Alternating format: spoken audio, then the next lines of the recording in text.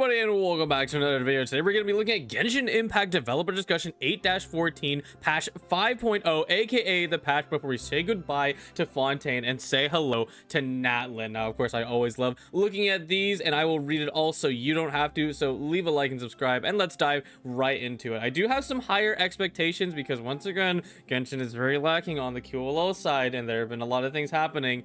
So let's see if they actually did some improvements. Already off the gate, world level 9. Let's see what this actually means. So if you reach AR 58, that's a little cringe because, bro, the EXP requirement to get to AR 58 is absolutely ridiculous. I hope they adjust that. But of course, if you've been playing for a long time like me, you already have this, so you'll be able to unlock this right away. When world level 9 is increased, the level of normal opponents, elite opponents, and bosses such as Electro Hypostasis, Regivine. Okay, so all the bosses, yada.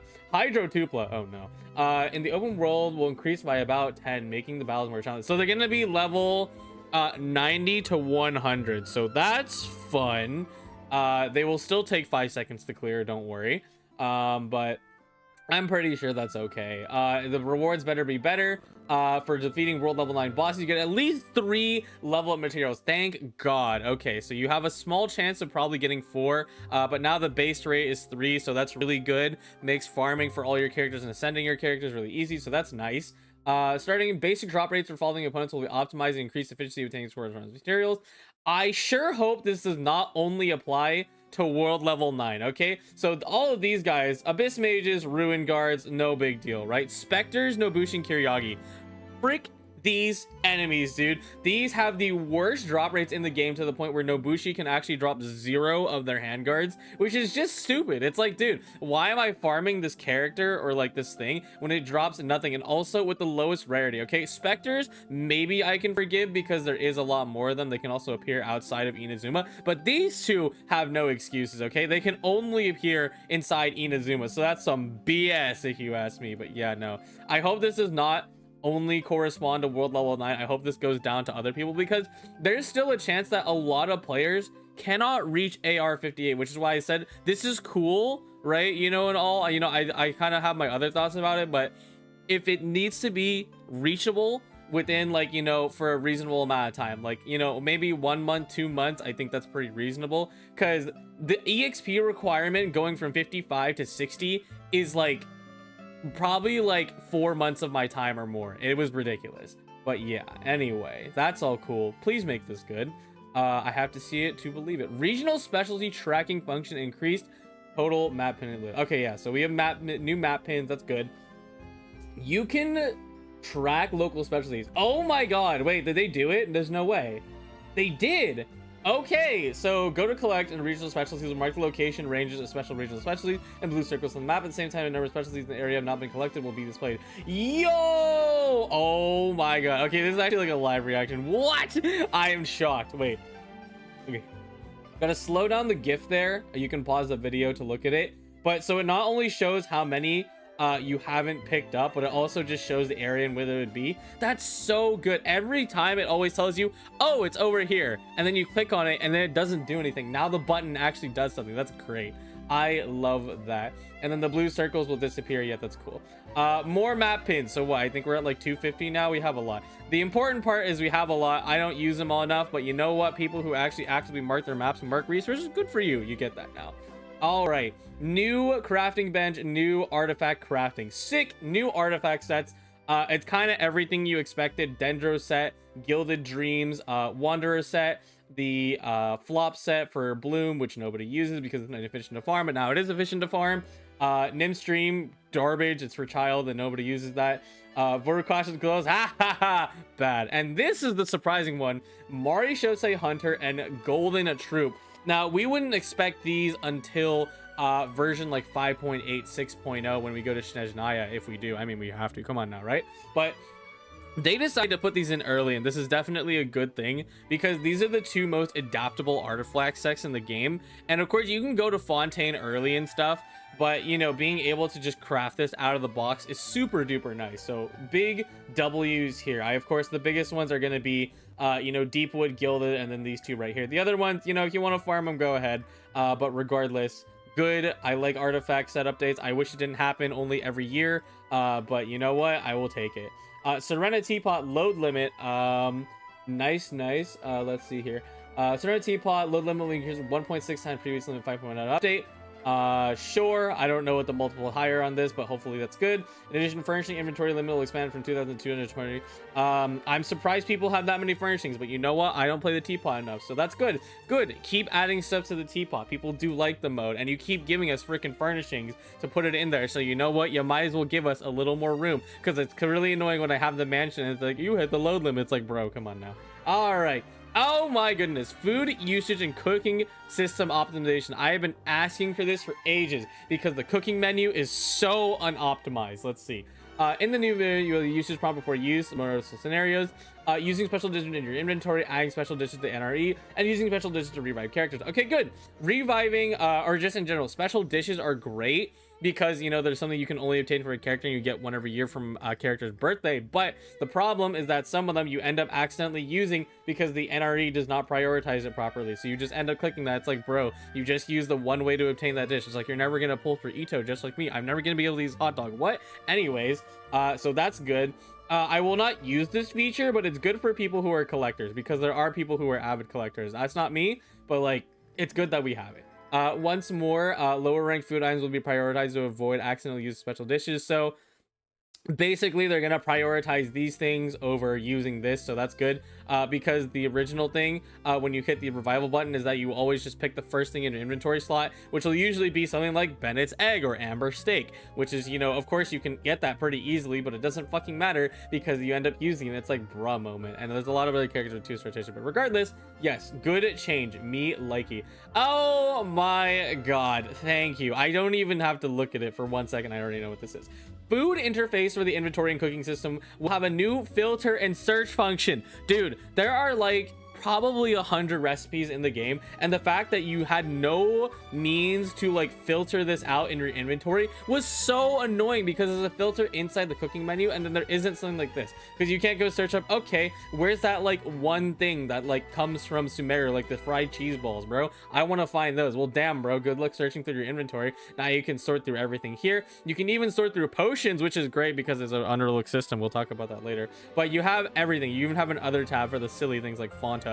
But that's super good. And hair, look at that. You also have the proficiency and incomplete. You also have the effect type for, you know, all your recipes. Thank god, because recipes were so annoying because you would hit the learn button and then the dish would just like disappear into like the bottom of your inventory. It's like, dude, where am I gonna find this thing? So thank god, that's really good. Certain interface operations display optimizations. Let's see, what does this mean? Condensing resin crafting interface. Oh, okay, good. You can display the amount of crafting condensed resin that you have on the top, because every single time you want to check this thing, you have to click on this button right here if you ever wanted to see how much it actually had, which is really stupid. I'm just like, why can't you just display it? They should also display it on the map, by the way, because half the time when you want to check the resin, you just go on the map. But hey, you know what? It's there. It's good. Me likey. Also, why is the texture so weird? What the heck? That has a funny texture. It's probably just a screenshot. Anyways, preview of excess XP converted will be displayed in the enhancement indirectly. Simplifying weapon operation. What does that mean, huh? Oh, okay. So the excess. Okay, I see. Yeah. So it just says it there. That's good. I like that because I think that's an optimization that is not in the other games. So that's great. But now it just takes it. It just puts it right there because, dude, do you really care about those two other ores? No, you don't. And they're going to be compensated for anyway. So there you go. Boom. Done. Put this in for artifacts, Genshin. I beg you. Anyway. Forging interface. Oh my, what did we change about forging? Automatically select the maximum quantity you can currently. Oh my god. Okay, yeah. So you can forge multiple ores right at a time. You always pick 5, so that way you can get the maximum amount of value out of how many ores you forge at a time. But you always have to drag this stupid slider just to make sure it goes all the way up to the top. So now it just automatically picks it. Thank god. That's really good. All right, what is this? Personal profile display optimizations. Oh, cool. Okay. The number of characters at maximum friendship levels, the number of stars obtained in floors 9 through 12, Spiral Abyss, etc. Okay, good. That's really nice. This is the thing that started up in Star Rail. Genshin's kind of had the idea, but, you know, they increased, but they really started going hard on it now. Wait, is there... Oh my god, there's more character room. Oh, because we used to be limited to 8, and now it looks like we have 12. Dude, we can have 12 characters in the thing. Yes, let's go. Holy moly. And now you can also flex how many achievements you have, so that's great. I like that a lot. Oh, and you can also display constellation. That's so cool. Oh yeah, dude, the whales can flex super freaking hard. Also, this Paimon emote's really cute. Yeah, so this is all awesome, etc. That's super nice. I wonder if this will mess with the Enka network, because I'm a big fan of Enka network. I started using Enka network more because they want us to add friends so we can play like the new Imaginarium Theater, which, you know, still needs to be fixed, but we don't talk about that anyway. Long quest prompt function. We noticed during adventures there are some quests with long durations and high difficulty. If you enter without warning, you may experience forced teleportation and uninterrupted process and restarts. Yup. Oh my god, they acknowledged it. That's crazy. Just kidding, they always knew. Therefore, developers created a long quest prompt function so that you can plan your adventures accordingly. Yep, the original thing back in 4.1, and now they're really fleshing the system out properly. Still could be better, but hey, I mean, at least they're actually working on it. Anything with long story or donation, long prompt function will trigger to help you arrange your time reasonably. For quests with difficult combat scenarios, long quest project, difficult combat scenarios, sure, okay, buddy. But here we go. And then they're probably, see, thankfully they didn't make the mistake last time. They accidentally leaked their own quest, which, I mean, that's a Hoyo moment, right? But it was I think it was like one of the quest names, which is really funny, so that's hilarious. But yeah, it looks like they fixed it this time, so that's cool. But yeah, hopefully this works out well. It looks basically like the same interface we've always had, but now just applying it to more quests, so that's always great. What else do we have in here? You optimize your resource output starting from 5.1. Plan to adjust the acceptance criterions of weekly reputation quests and make the adjustments to corresponding battle pass missions. Oh, so this one's a little controversial.